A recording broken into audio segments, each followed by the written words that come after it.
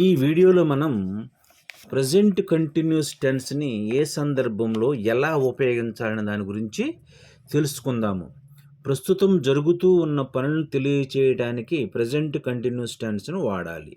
దీని యొక్క స్ట్రక్చర్ వచ్చేసేసి subject plus am is are plus V4 అంటే ఏంటంటే బేస్ ఫామ్ ఆఫ్ ద వెర్బ్కి ఇంగ్ ఫామ్ చేరిస్తే V4 అవుతుందన్నమాట. చూడండి, గో, వెంట్, గాన్.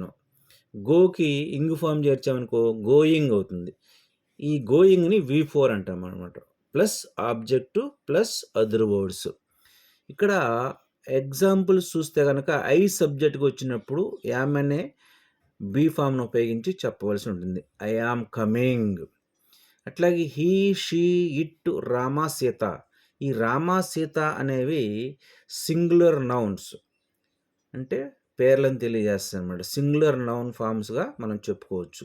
ఇవి సబ్జెక్టుగా వచ్చినప్పుడు ఐఎస్ ఈజ్ అనే బీ ఫామ్ను ఉపయోగించి వాక్యాన్ని చెప్పాలన్నమాట. He is coming, she is reading, it is reading, Rama is going, Sita is reading. ఇలా ఈ ఈజ్ను ఉపయోగించి ఈ వెర్బ్స్తో అనేకమైన ఎగ్జాంపుల్స్ మనం చెప్పవచ్చు.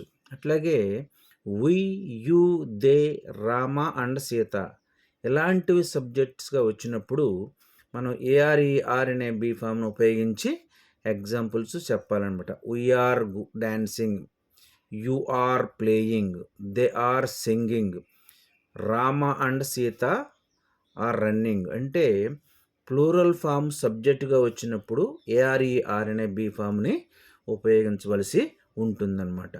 అయితే ఈ సెంటెన్స్లో ఈ ప్రజెంట్ కంటిన్యూస్ టెన్స్లో కీవర్డ్స్ ఏమంటే at present, now, at this movement మొదలైనవి కీవర్డ్స్గా ఉంటాయి. Thank you for watching this video.